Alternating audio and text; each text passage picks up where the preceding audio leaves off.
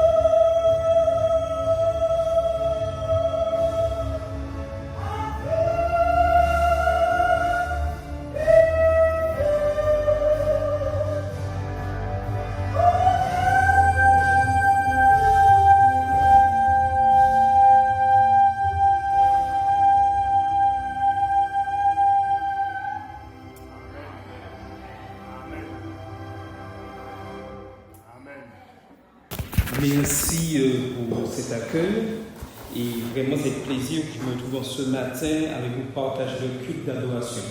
Inclinons la tête. Seigneur Dieu, nous voulons placer ce culte entre tes mains, qu'il soit agréé, que nous soyons remplis de Saint-Esprit, que tout ce que nous entraînions puisse nous faire du bien, nous réconforter, nous renforcer notre foi. Amen. Avant de commencer le message d'aujourd'hui, je voudrais être solidaire du moment pénible que l'Église Monde Rouge vit en ce moment, où la perte de notre cher fait toujours mal, surtout dans des circonstances aussi terribles que vécues. Et lorsque j'ai eu l'information hier, tout de suite, avec les applications qui avaient eu cet accident, j'ai pensé tout de suite que aujourd'hui, demain, je serai au Monde Rouge et je suis sûr que ça va affecter l'Église. Et je ne me suis pas trompé. Mais que cet événement puisse vraiment nous fortifier notre foi. Parce que nous avons une espérance. Et Dieu nous donne toujours l'occasion, quoi qu'il arrive, de pouvoir montrer aux autres que nous avons une espérance. Que nous puissions continuer à soutenir la famille. Et qu'au niveau de la commune du Monde Rouge, on sent qu'il y a ici l'Église adventiste du 7e jour qui compatit, qui est présente dans tous les moments de joie comme de douleur, parce que nous voulons que tous connaissent le véritable Seigneur. Amen. Donc, en ce matin, je suis avec vous pour partager, je dirais, c'est le week-end de la musique, réservé une fois par an au niveau de la Fédération de la Martinique. Cet événement est mis en place afin de pouvoir, je dirais, sensibiliser tout un chacun au niveau de la musique. Donc la responsable de la fédération, c'est la sœur Chantal Villageois. Et avec mon épouse, nous faisons partie de l'équipe du comité restreint niveau musique qui essayons de mettre les choses en place afin de pouvoir, je dirais, amener véritablement le peuple de Dieu à la véritable adoration. Donc, depuis hier soir, ici au Monde Rouge, il y a un programme de louange. Personnellement, j'étais par Zoom avec l'église du Monde vers Casselotte et ce fut un bon moment où le thème c'était l'hymne louange. Vous connaissez ce cantique? C'est le cantique de ton quotidien. Je suis rassuré. Et durant ce moment que nous avons vu hier, des chants, je dirais que je ne connaissais pas, et que des frères et sœurs connaissaient, ont pu partager, et c'était des chants formidables. Et je me dis que nous avons là vraiment, je dirais, une source intarissable, le hymne louange. Et la majorité d'entre nous, pour ne pas dire quasiment tout le monde, ne connaît pas tous les 600 et quelques chants qui se trouvent dans le hymne louange. Donc, il y a du boulot, n'est-ce pas? Oui ou non? La question subsidiaire, pourquoi nous chercher ailleurs alors que nous avons tout à notre portée? C'est juste une question de réflexion. Le thème de ce week-end, adorer Dieu en esprit et en vérité, et j'ai ajouté personnellement dans la lumière du message des 3 anges. Pourquoi j'ai ajouté les 3 anges? Pourquoi, selon vous? C'est le message d'adorer Dieu, ensuite le message de la fin des temps, ensuite l'heure de son jugement, oui, mais ensuite c'est l'ADN de l'Église adventiste du 7e jour. Oui ou non? S'il n'y a pas ce message des 3 anges, il n'y a pas d'Église adventiste du 7e jour.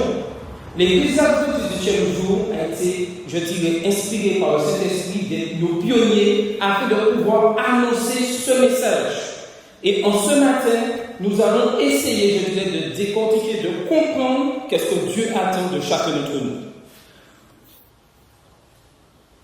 Nous allons explorer, je disais, un thème essentiel, central, vital pour notre foi, l'adoration. Non pas l'adoration, je dirais, réduite à une forme, un rituel, un programme du sabbat matin, mais comme un acte d'allégeance totale envers notre Dieu. Nous plongerons ensemble ce matin dans la manière dont nous sommes appelés à adorer Dieu. Non pas seulement à travers des rites extérieurs, même beaux ou bien exécutés, mais à travers une adoration authentique, une adoration vivante, intérieure. Celle qui jaillit d'un cœur régénéré, en esprit et surtout en vérité. Car le véritable culte n'est jamais d'abord une affaire de lieu, de style de musique ou de forme liturgique. C'est avant tout une rencontre avec Dieu, une transformation profonde un alignement total de notre être avec la volonté de notre Dieu. Amen. Dans Jean 4, verset 23-24, qui a été lu comme texte de base, il nous a dit ceci. Mais l'heure vient et elle est maintenant. C'est bien précisé, vous voyez, l'heure vient, mais elle est maintenant où les vrais adorateurs adoreront le Père en esprit et en vérité, car ce sont là ceux que le Père cherche. Dieu est esprit et il faut que tous ceux qui l'adorent en esprit et en vérité. Bien-aimés, remarquez deux choses qui apparaissent là dans ce texte. Le Père cherche quoi? Il cherche des adorateurs. Dieu ne cherche ni des talents, ni des performances, ni des gestes religieux. Il cherche des adorateurs véritables, c'est-à-dire des personnes dont le cœur lui appartient. Est-ce que c'est à la portée de tous? Tout le monde est adorateur. Deuxièmement, Jésus définit le vrai culte. Il ne laisse pas l'humanité imaginer, selon ses propres idées, que l'adoration, c'est quelque chose comme ça. Non, non. Il appelle son peuple à une adoration spirituelle et surtout une adoration véridique. Fondée sur quoi? Fondée sur la parole de Dieu. C'est ce double impératif, en esprit et en vérité, qui constitue le fondement même de notre culte en tant qu'adventistes du 7e jour. Notre compréhension de l'adoration est directement liée à notre compréhension, premièrement, du caractère de Dieu, deuxièmement, de la vérité de l'Évangile, et troisièmement, de notre mission prophétique dans le monde. Car on ne peut pas adorer Dieu correctement si on ne connaît pas qui il est. On ne peut pas exalter la vérité en vivant dans le compromis. On ne peut pas proclamer le message final des trois anges si notre adoration est superficielle ou centrée sur nous-mêmes. Apocalypse 14, versets 6 à 12, nous présente l'appel solennel de Dieu adressé au monde dans les derniers jours. Et remarquez bien ce qui est dit. Un élément central du premier ange qui dit quoi? Craignez Dieu et donnez-lui gloire, car l'heure de son jugement est venue, et adorez celui qui a fait le ciel, la terre, la mer et les sources d'eau. Le dernier message de miséricorde pour un monde en confusion commence par un appel profond à l'adoration véritable. L'adoration devient donc à ce moment-là un test spirituel, un acte de fidélité, une marque d'allégeance. À la fin des temps, deux catégories d'êtres humains se distingueront. Et je dis bien deux, ni trois, ni quatre, deux. Ceux qui adorent Dieu et ceux qui adorent la bête et son image. Beaucoup, malheureusement, aujourd'hui, ne sont pas d'accord de cela, même au sein de l'Église. Mais plus le temps avancera, et les événements prophétiques nous le montrent, il y aura un choix à faire, et chacun devra répondre de son choix. L'adoration n'est donc pas seulement un acte religieux, c'est une déclaration de loyauté, une position spirituelle, un choix éternel. C'est pourquoi, aujourd'hui, au XXIe siècle, nous voulons découvrir comment vivre une adoration qui honore pleinement Dieu, une adoration qui reflète sa sainteté, une adoration qui exprime notre fidélité dans les derniers jours, une adoration qui, je dirais, dépasse les formes et touche le trône de Dieu.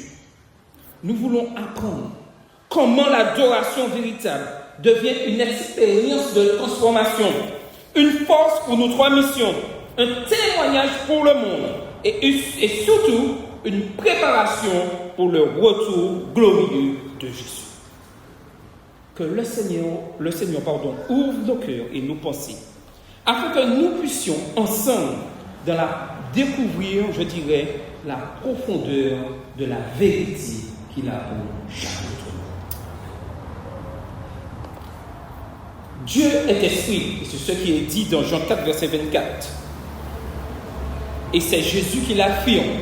Il ne nous donne pas une information, je dirais, abstraite sur la nature divine. Il établit clairement le fondement même de la véritable adoration. Parce que Dieu est esprit, notre adoration ne peut pas être limitée à un lieu, comme je le disais tout à l'heure, à une forme extérieure, à une performance musicale ou à une liturgie religieuse. Ellen White l'exprime très bien dans Testimonies for the Church, au volume 5, à la page 210, et elle dit ceci: sans l'illumination du Saint-Esprit, notre adoration est froide et sans vie. Il est donc possible d'être physiquement présent au culte en ce matin et chaque sabbat, mais spirituellement absent.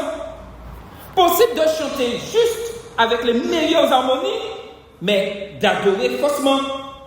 Possible de parler de Dieu, entendre des prédications, même prêcher, mais sans être en communion avec lui. Seul l'Esprit de Dieu purifie nos pensées de l'orgueil, du formalisme, de la distraction. Seul l'Esprit de Dieu inspire nos paroles. Seul l'Esprit de Dieu anime nos chants. Seul l'Esprit de Dieu donne vie à notre prière. Et seul l'Esprit nous permet d'ouvrir notre intelligence pour comprendre les Écritures. Ainsi, adorer un esprit, ce n'est pas entrer, je dirais, dans un état émotionnel particulier, sans rechercher aujourd'hui, ni rechercher des sensations spirituelles. Je ne sens pas, c'est pas assez spectaculaire au sein de l'Église. Non, c'est se placer volontairement sous l'influence du Saint-Esprit, laisser Dieu agir dans notre être intérieur. Dans le livre des Actes, nous découvrons une communauté qui respirait littéralement, je dirais, l'Esprit de Dieu. Acte 4, verset 32, où il est écrit ceci: la multitude de ceux qui avaient cru n'était qu'un cœur et qu'une âme.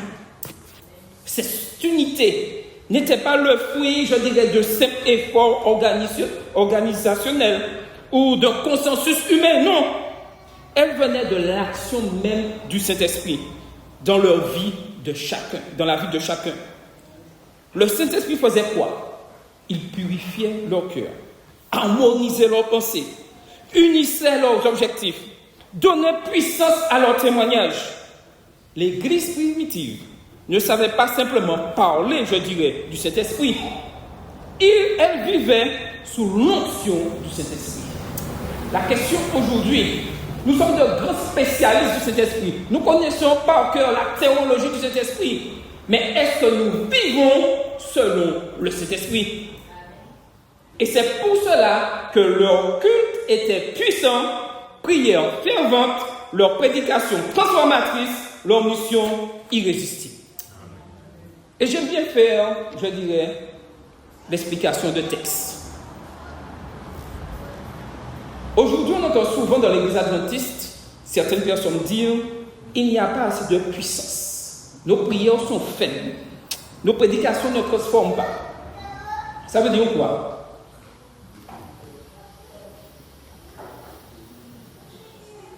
Ça veut dire qu'il nous manque le Saint-Esprit. Mais vous savez quelque chose? Le Saint-Esprit est toujours là. Oui ou non? Le Saint-Esprit est toujours là. Le problème, c'est nous, les récepteurs du Saint-Esprit, qui cherchons autre chose que le véritable Esprit de Dieu pour accomplir une adoration. Donc, la question est-ce que je cherche le véritable Esprit de Dieu afin de pouvoir, je dirais, adorer le Seigneur en esprit et en vérité? Adorer en vérité signifie adorer Dieu selon ce qu'il a révélé de lui-même dans sa parole. Jésus ne nous invite pas à une adoration vague, émotionnelle ou simplement culturelle. Ça vous dit quelque chose culturel? On entend souvent ça, hein? Mais à un culte enraciné dans la vérité divine, révélée objectivement dans les Écritures. Le psalmiste l'affirme avec force. Le fondement de ta parole est la vérité. Psaume 119, verset 160. L'adoration véritable est donc inséparable de la vérité biblique. Je ne peux pas venir dire « adorons le Seigneur » et que je mets en doute la parole de Dieu par le sabbat, par le sanctuaire. Ce n'est pas possible. L'adoration va avec la parole de Dieu qui est la vérité. Elle est informée par la doctrine, fortifiée par la prophétie, centrée sur l'évangile et surtout harmonisée avec la loi de Dieu. Une adoration qui n'est pas éclairée par la vérité devient une forme vide, un simple rituel qui peut flatter les sens, mais surtout ne transforme pas le cœur. Et aujourd'hui, nous entendons tant de morceaux et de musique, mais ces chants, est-ce que ces chants amènent à la repentance? Est-ce que ces chants mettent en valeur la parole de Dieu? Chacun écoute, entend et sait si ces chants correspondent à la parole de Dieu. Sans vérité, l'adoration peut très vite glisser vers une simple expression émotionnelle, une tradition culturelle, ou même, je dirais, une superstition. Mais Dieu appelle son peuple à une adoration intelligente, éclairée, fidèle à sa révélation. L'adoration, je dirais, en vérité, est nourrie par la doctrine, la prophétie, les commandements, l'évangile. Alors, ceux qui recherchent un culte où on chante énormément, où la parole est mise de côté, Dieu n'agrée pas un tel culte. Parce que sa parole reste au centre de l'adoration. Que nos chants, que nos paroles soient toujours en rapport avec la parole de Dieu. En tant qu'adventistes du 7e jour, nous croyons que chaque doctrine fondamentale enrichit et structure notre adoration. Elles ne sont pas, je dirais, de simples déclarations intellectuelles. Elles nous dirigent vers une adoration plus profonde.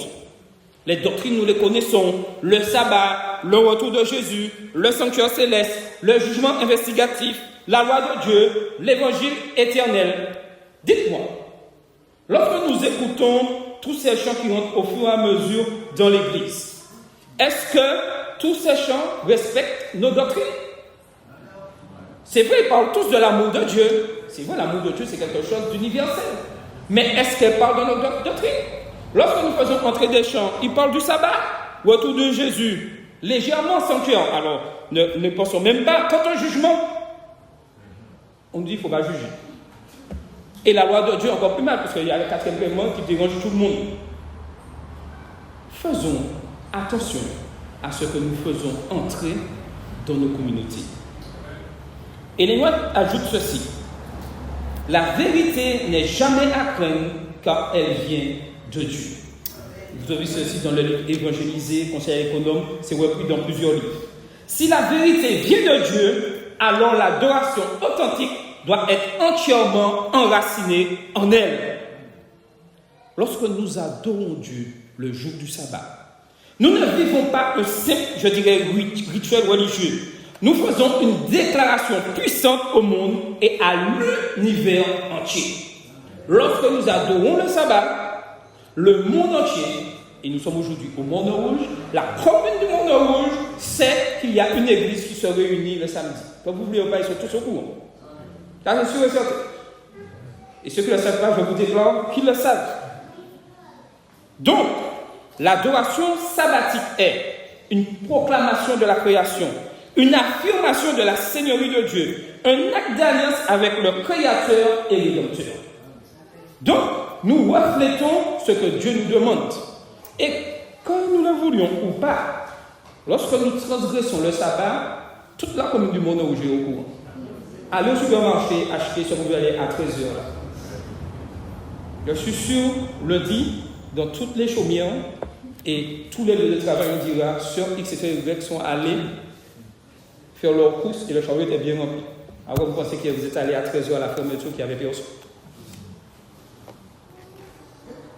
Dans Genèse 2, versets 2 et 3, il est dit ceci. Dieu bénit le 7e jour et le sanctifia. Ce n'est pas l'être humain qui bénit le sabbat, c'est Dieu qui l'élève, le met à part et y dépose sa présence. Dans Apocalypse 14, verset 7, il est dit ceci: craignez Dieu et donnez-lui gloire, car l'heure de son jugement est venue, et adorez celui qui a fait le ciel, la terre et les sources d'eau. Cet appel rétablit le sabbat dans sa lumière, une adoration du Créateur, une fidélité à sa parole, un retour à la vraie adoration. Donc, vous comprenez bien que lorsque je suis engagé dans cette adoration où Dieu nous appelle, je dirais, à adorer le sabbat, à respecter le sabbat un jour à part, lorsque je chante des chants qui n'ont rien à voir avec cette adoration, il y a un problème. Oui ou non? Oui.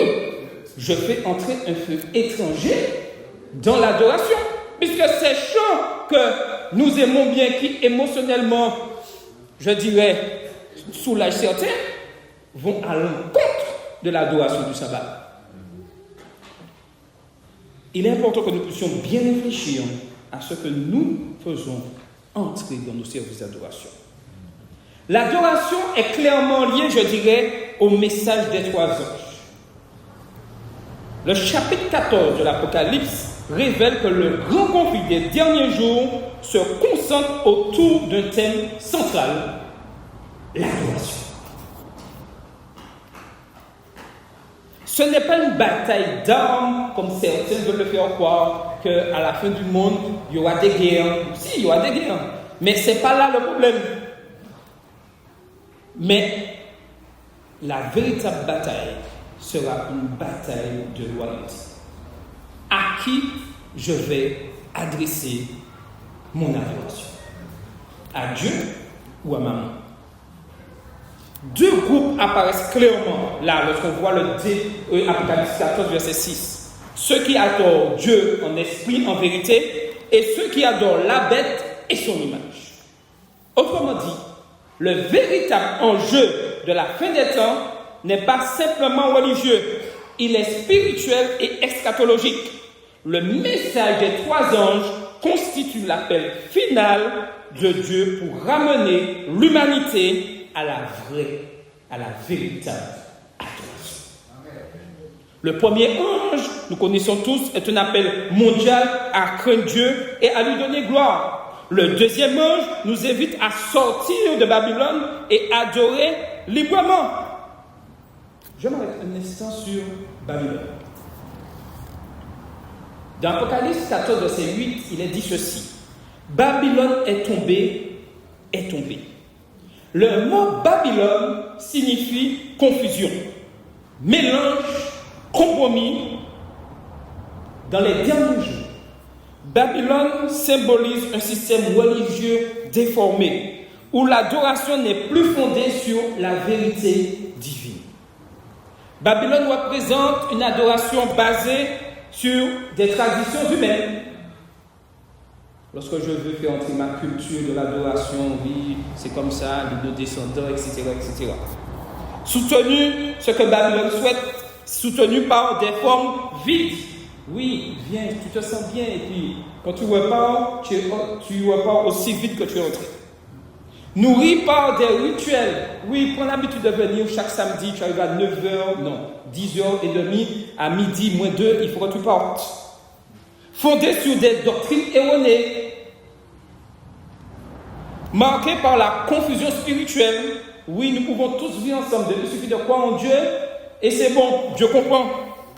Corrompu par l'union de l'Église et de l'État, un mélange des deux, et surtout, centré sur l'homme et non le Créateur.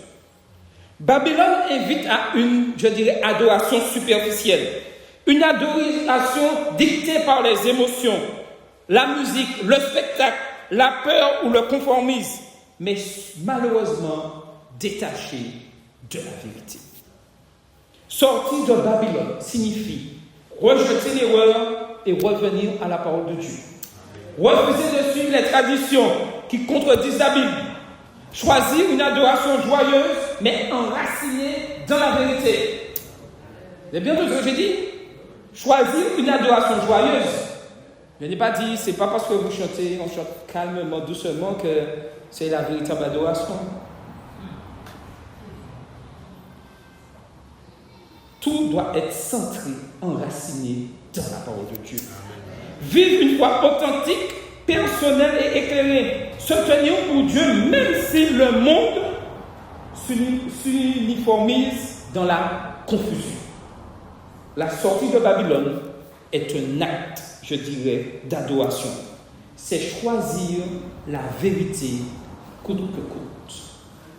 Qu'allons-nous répondre à cet appel? Le troisième ange, c'est la fidélité totale dans la crise finale.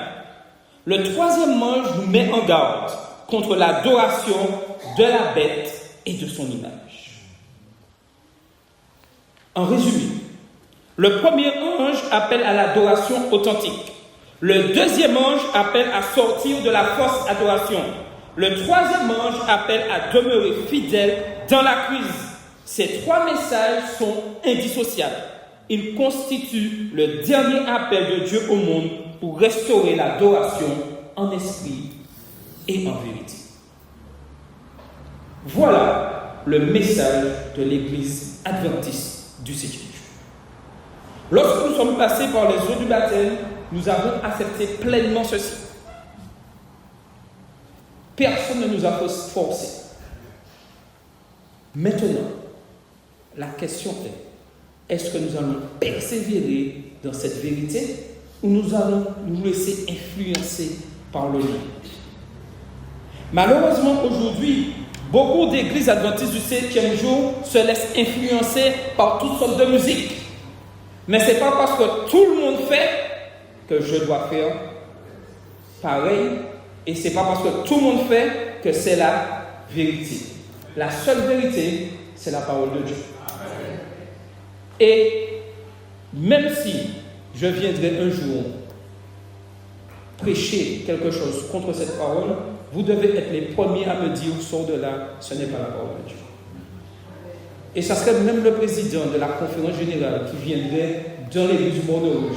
Et ce qui lui dit ne correspond pas à la parole de Dieu, nous devons nous lever et lui dire, mon frère, tu es bien gentil, tu es bien le président, nous t'aimons bien, mais ce que tu prêches là, ça fait pas partie de la parole de Dieu.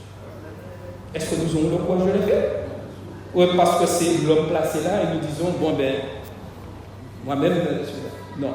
Le Seigneur demande et nous demande déjà de nous positionner, mais plus le temps avance, plus nous aurons à nous positionner et à faire des choix.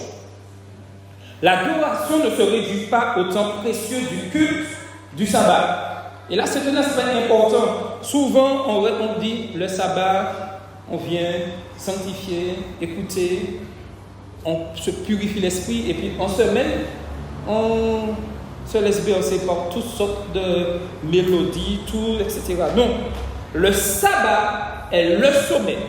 Mais ce sommet repose sur une vie entièrement consacrée à Dieu. Et Paul nous dit dans 1 Corinthiens 10, verset 31, « Faites tout pour la gloire de Dieu. » Autrement dit, l'adoration n'est pas seulement un moment, c'est une manière de vivre.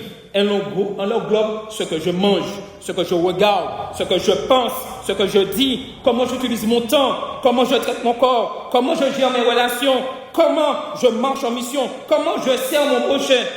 L'adoration en esprit et en vérité devient à ce niveau un style de vie offert à Dieu.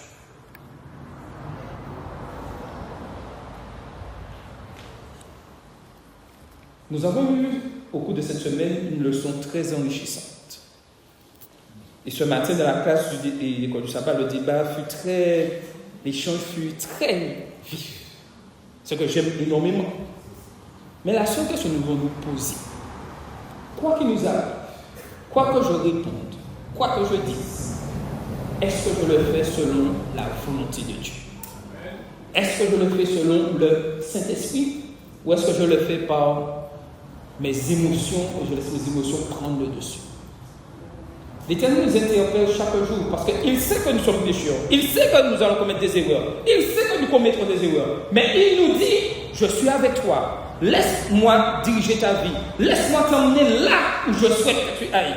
Que je t'emmène, pardon. Car le Seigneur souhaite que le meilleur pour chacun d'entre nous. Amen.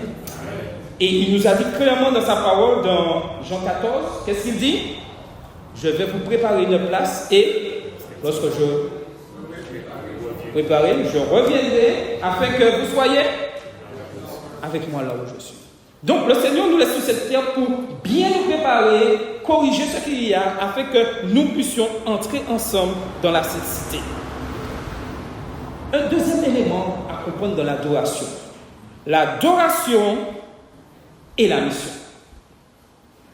Le plus souvent, nous parlons d'adoration, mais nous mettons la mission de côté. L'un va avec l'autre. Servir est un acte de culte. L'adoration véritable n'est jamais centrée sur soi-même. Elle déborde naturellement vers la mission, la compassion et le service. Et Dieu permet certaines choses afin que nous puissions exercer notre compassion.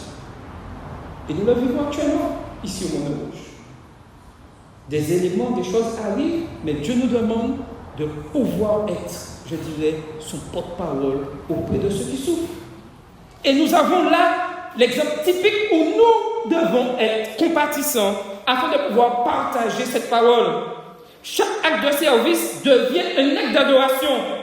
Visiter les malades, soutenir un jeune, nourrir un pauvre, encourager un découragé, aller visiter des familles endeuillées. Tout cela n'est pas simplement de bonnes actions, c'est un culte vivant.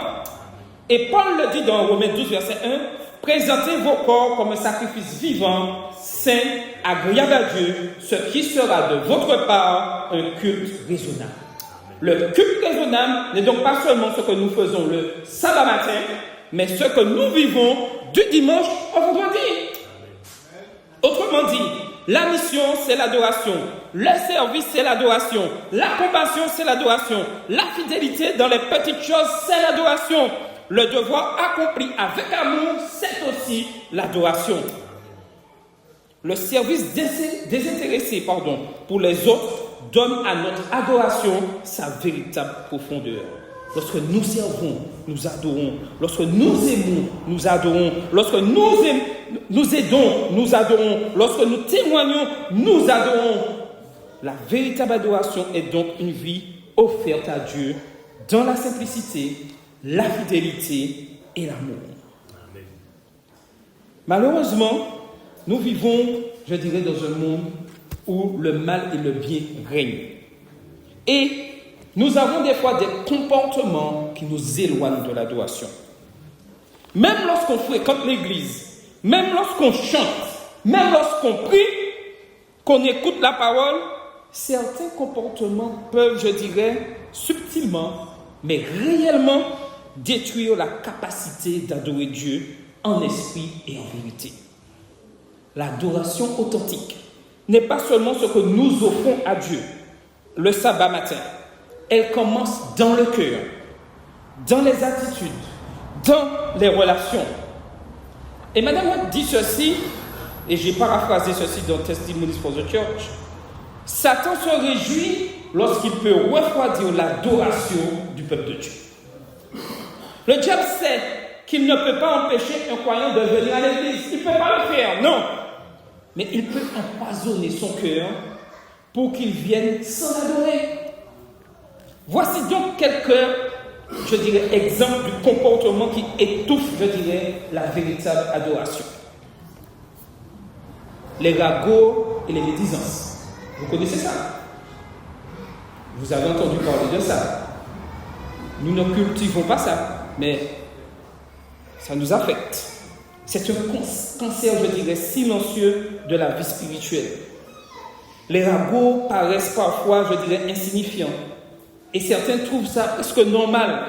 Mais en réalité, ils divisent les cœurs, blessent les frères et sœurs, détruisent la confiance, éloignent la présence de l'esprit, polluent l'atmosphère spirituelle de la communauté.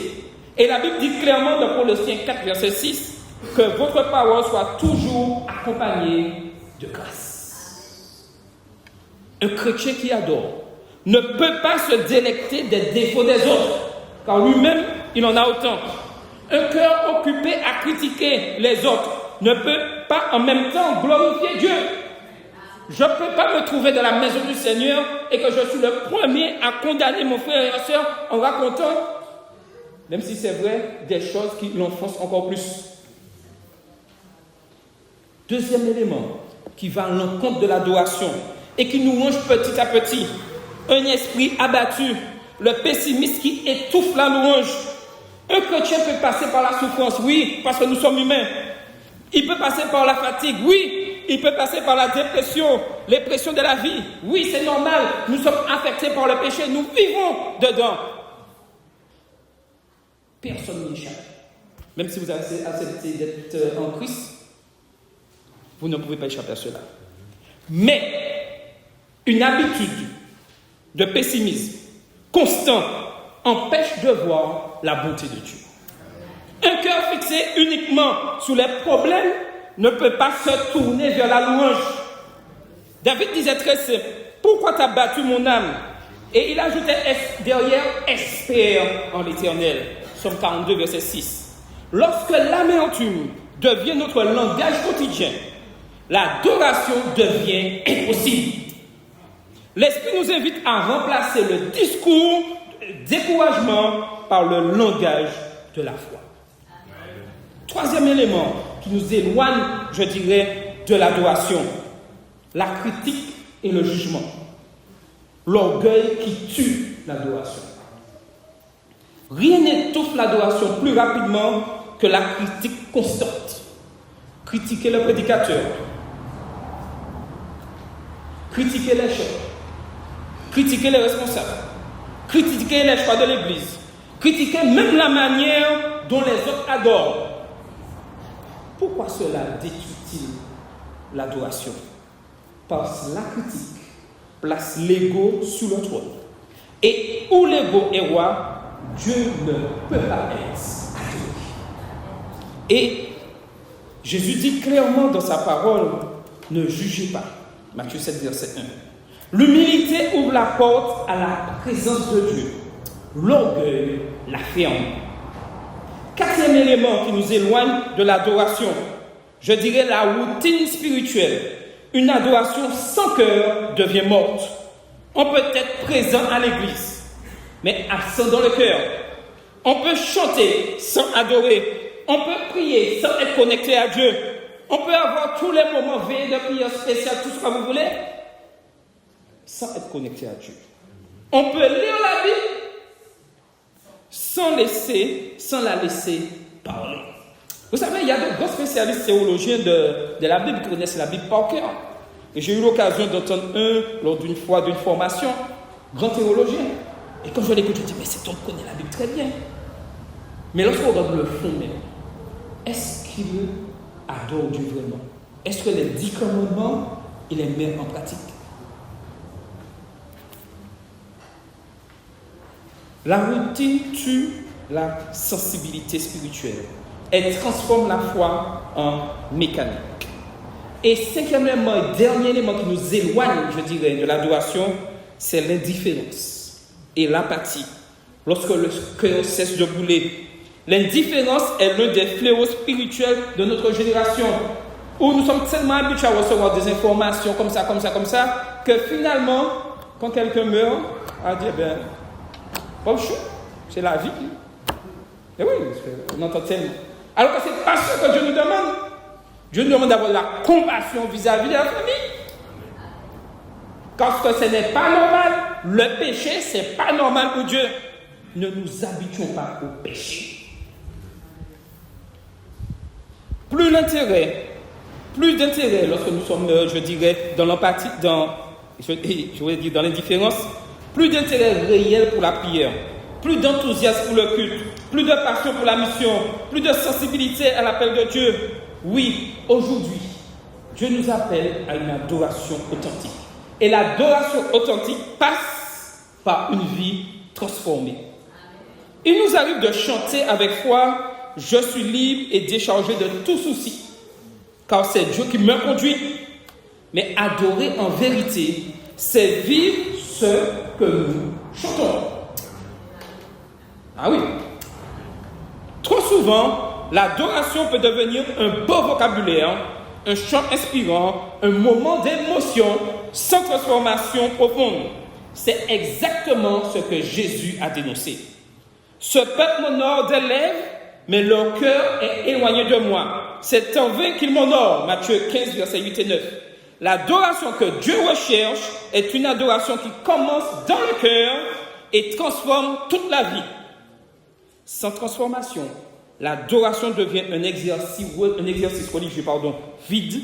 Avec transformation, elle devient un témoignage vivant de la puissance de Dieu. Amen. L'adoration authentique exige cohérence. L'adoration authentique demande sincérité. L'adoration authentique se manifeste par la fidélité. L'adoration authentique produit la transformation. L'adoration authentique n'est pas une émotion, un chant, un rituel, ni un moment spectaculaire. Non, c'est une vie entièrement offerte à Jésus, une vie transformée par sa présence, une vie où l'intérieur correspond à l'extérieur. Et je répète ceci, une vie où l'intérieur correspond à l'extérieur. L'adoration en esprit en vérité nous conduit à devenir ce que Dieu attend.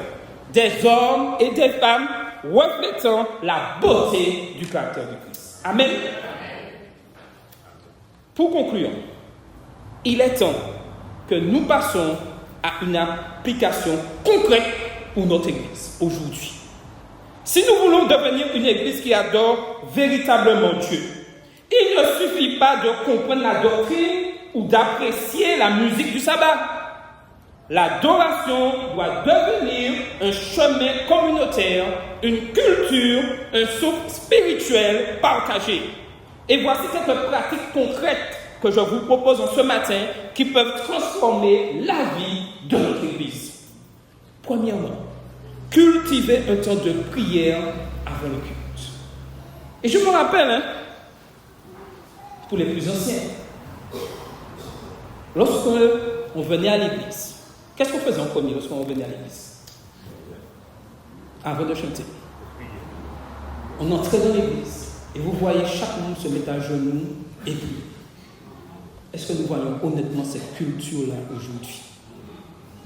Et je connais une sœur au temple, elle y a décédé, où elle disait bonjour, mais avant d'entrer dans toute conversation, elle disait il faut que je rentre, me mettre à genoux et prier le Seigneur.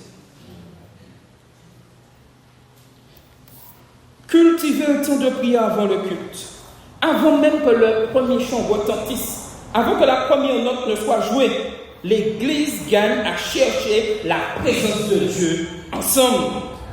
Un temps de prière, même quelques minutes, purifie les cœurs, calme les pensées, apaise les tensions de la semaine, ouvre la porte au Saint-Esprit, crée une atmosphère sacrée.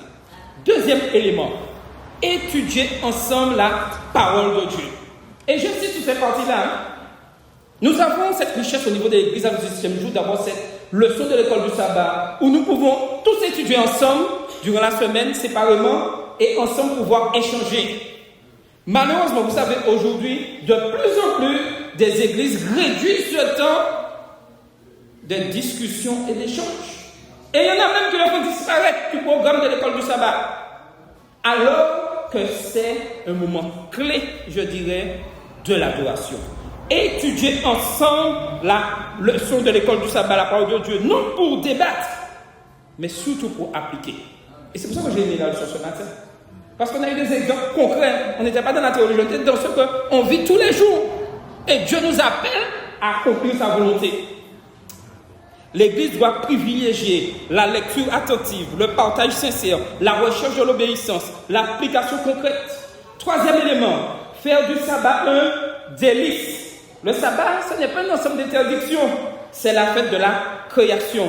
Quatrièmement, encourager les talents, que chacun contribue à l'adoration. L'adoration n'est pas l'affaire d'une élite, comme certains veulent le faire croire, avec les chants. Et puis, nous avons 4-5 chants là au top, et puis le reste de l'église suit sans rien comprendre. Non, ce n'est pas ça. C'est la fête de la création, le sabbat, la joie du repos, le sanctuaire du temps.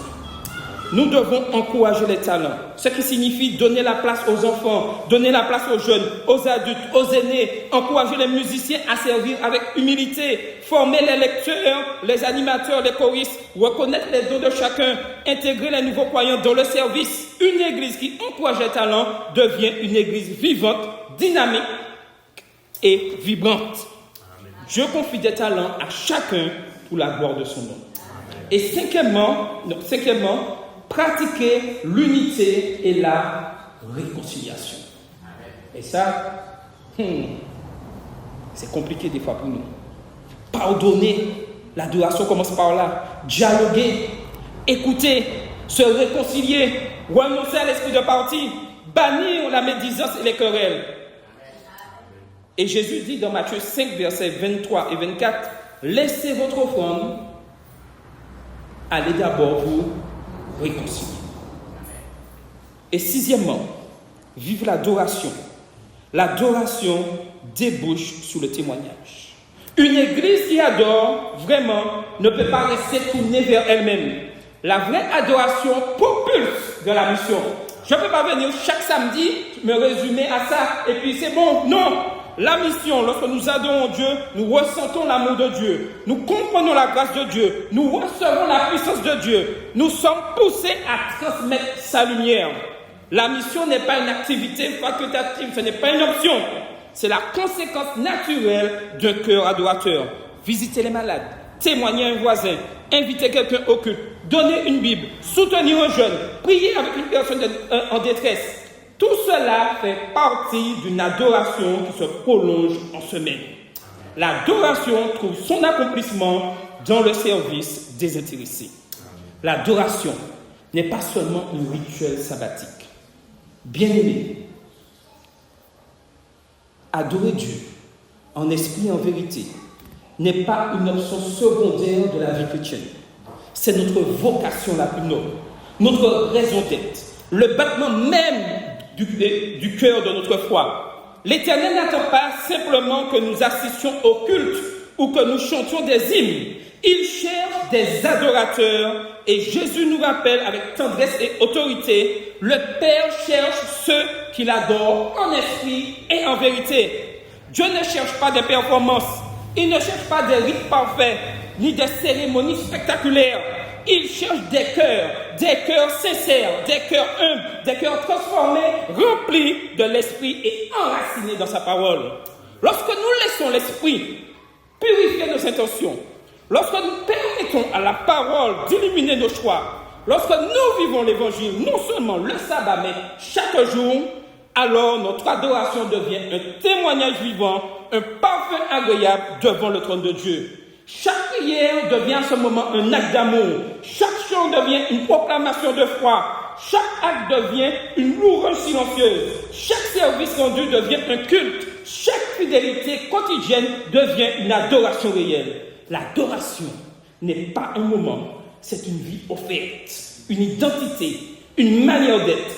Que notre Église devienne un lieu où l'adoration n'est pas seulement entendue, mais ressentie, vécue, transmise, un lieu où la vérité éclaire, où l'amour circule, où la mission s'accomplit, où Jésus est exalté.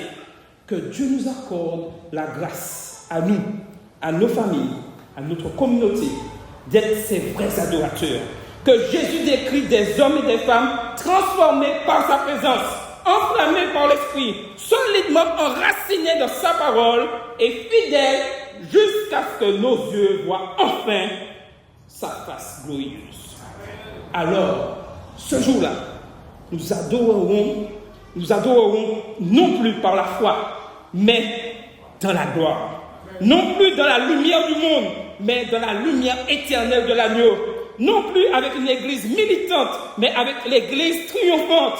Que cette espérance soutienne notre adoration jusqu'au retour glorieux de Jésus. Amen. Maranatha, Jésus.